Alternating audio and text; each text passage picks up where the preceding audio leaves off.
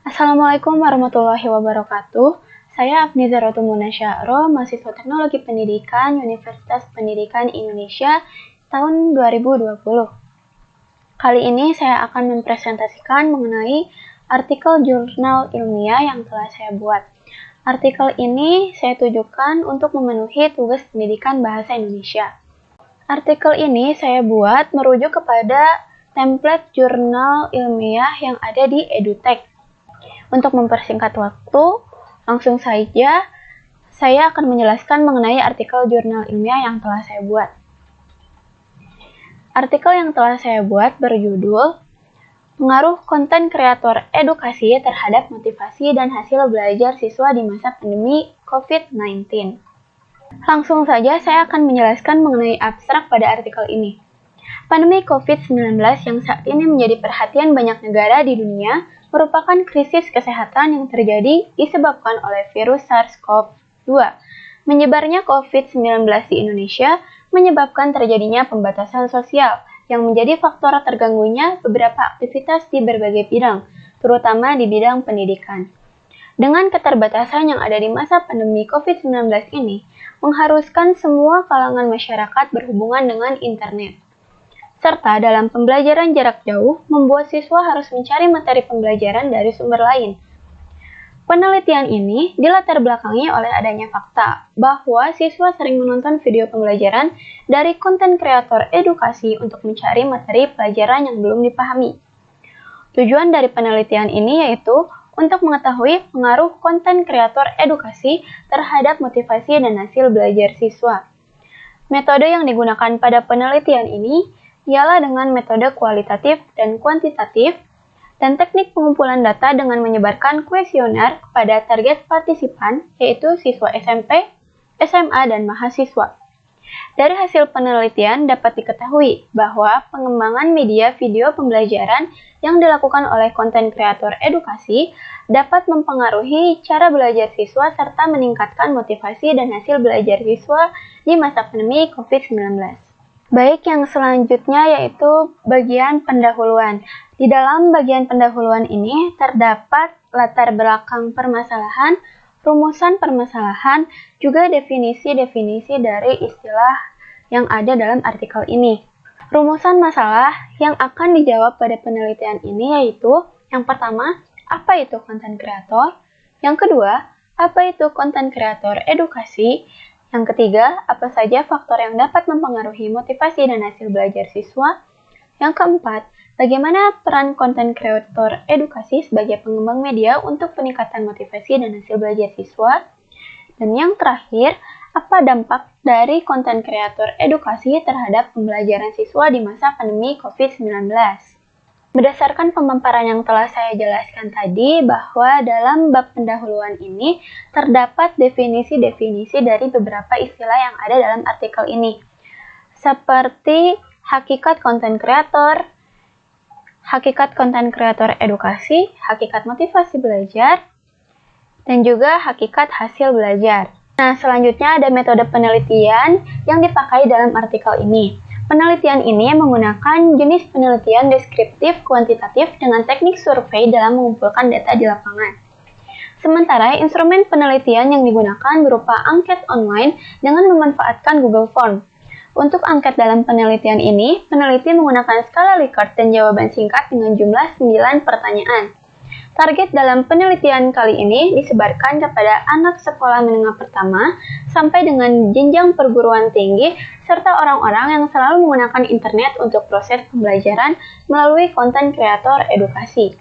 Dari angket yang sudah saya sebarkan, saya mendapatkan 33 responden yang terdiri dari 22 orang mahasiswa, 5 orang SMA SMK, dan 6 orang umum. Nah, berikut merupakan hasil dari kuesioner yang sudah saya sebarkan. Hasil dari penelitian dengan menggunakan penyebaran angket melalui Google Form mendapatkan 66,7% responden yang berstatus mahasiswa dari pernyataan yang diajukan oleh peneliti mengenai seberapa sering responden dalam menonton video konten kreator mengenai pembelajaran. Dan hasil dari pertanyaan tersebut sebanyak 14 orang atau 42,4% menjawab sering menonton video konten kreator edukasi. 9 orang atau 27,3% menjawab jarang menonton video. 7 orang atau 21,2% menjawab selalu menonton video konten kreator edukasi dan terdapat 3 orang atau 9,1% menjawab pernah. Dan tidak ada responden yang memilih tidak pernah menonton video konten kreator edukasi. Responden yang sudah menggunakan pembelajaran online melalui konten kreator edukasi sudah dari sejak lama sebelum pandemi COVID-19 ialah mencapai 25 orang atau 75,8%.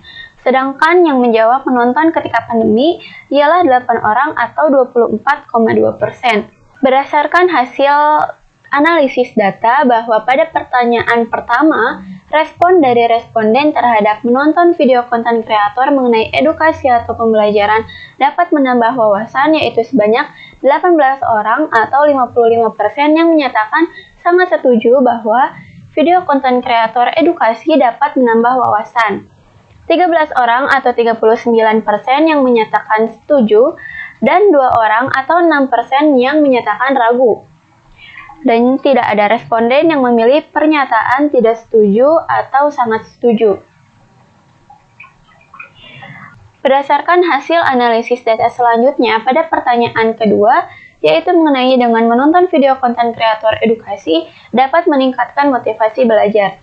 Sebanyak 12 orang atau 37% yang menyatakan sangat setuju, 10 orang atau 30% menyatakan setuju, dan 11 orang atau 33% yang menyatakan ragu. Dan tidak ada responden yang memilih tidak setuju atau sangat tidak setuju. Berdasarkan hasil analisis data selanjutnya, bahwa pemahaman materi saat menonton video konten kreator edukasi yaitu sebanyak 10 orang atau 30% menyatakan sangat setuju. 14 orang atau 43% yang menyatakan setuju, 9 orang atau 27% yang menyatakan ragu. Dan tidak ada responden yang memilih tidak setuju atau sangat tidak setuju. Berdasarkan hasil analisis data selanjutnya bahwa video konten kreator dapat meningkatkan hasil belajar responden, sebanyak 28 orang atau 85% menyatakan ya, dan 5 orang atau 15% menyatakan tidak. Dari 33 responden yang mengisi alasan dari jawaban di atas, saya akan menyebutkan salah satu alasan dari responden, yaitu karena sudah banyak konten kreator kreatif yang membuat inovasi-inovasi baru, sehingga konten yang disampaikan mudah diterima dan tidak membosankan. Walaupun tujuan utamanya adalah untuk pembelajaran, para konten kreator sudah tahu bagaimana caranya membuat orang memahami edukasi atau pembelajaran tersampaikan dengan unik dan menyenangkan. Pada akhirnya, tujuan utama tersebut tersampaikan kepada para penonton sehingga orang-orang dapat mengaplikasikan edukasi atau pembelajaran tersebut dengan mudah. Untuk pertanyaan selanjutnya yaitu mengenai hambatan atau kekurangan yang terjadi ketika menonton video konten kreator edukasi, saya akan menyebutkan salah satu jawaban tentang hambatan dari menonton video konten kreator, yaitu umumnya hambatan yang dialami oleh para penonton karena masalah sinyal, kualitas video, dan cara penyampaian yang berbeda-beda, serta tidak adanya interaksi antara pendidik, yaitu yang terdapat dalam video dan peserta didik.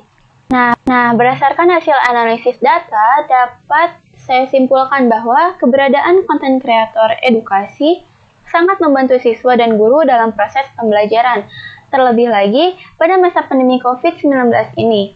Siswa dapat lebih memahami materi yang dijelaskan dalam video pembelajaran yang dibuat oleh konten kreator edukasi dibandingkan dengan penjelasan dari guru mereka karena cenderung menimbulkan sifat bosan dan malas untuk memperhatikan. Kemudahan siswa dalam memahami materi ini didukung oleh adanya animasi yang disertai instruksi pembelajaran yang dihadirkan. Hal ini tentu dapat memvisualisasikan konsep yang abstrak menjadi lebih nyata sehingga membuat siswa termotivasi untuk belajar. Dengan adanya motivasi, maka siswa akan terdorong untuk belajar mencapai sasaran dan tujuan karena yakin dan sadar akan kebaikan tentang kepentingan dan manfaatnya dari belajar. Bagi siswa, motivasi itu sangat penting karena dapat menggerakkan perilaku siswa ke arah yang positif, sehingga mampu menghadapi segala tuntutan. Siswa juga dapat menghadapi kesulitan serta mampu menanggung resiko dalam studinya. Jadi, semakin besar motivasi yang dimiliki oleh seorang siswa, semakin besar pula kemungkinan ia mendapatkan hasil belajar yang baik.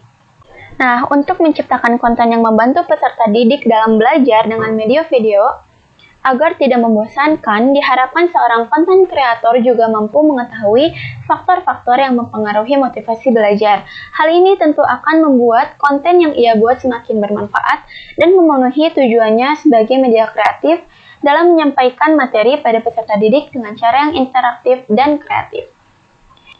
Nah, sekian presentasi tentang artikel yang telah saya buat. Semoga dapat bermanfaat bagi yang membacanya. Mohon maaf bila ada kesalahan dalam menyampaikan. Wassalamualaikum warahmatullahi wabarakatuh.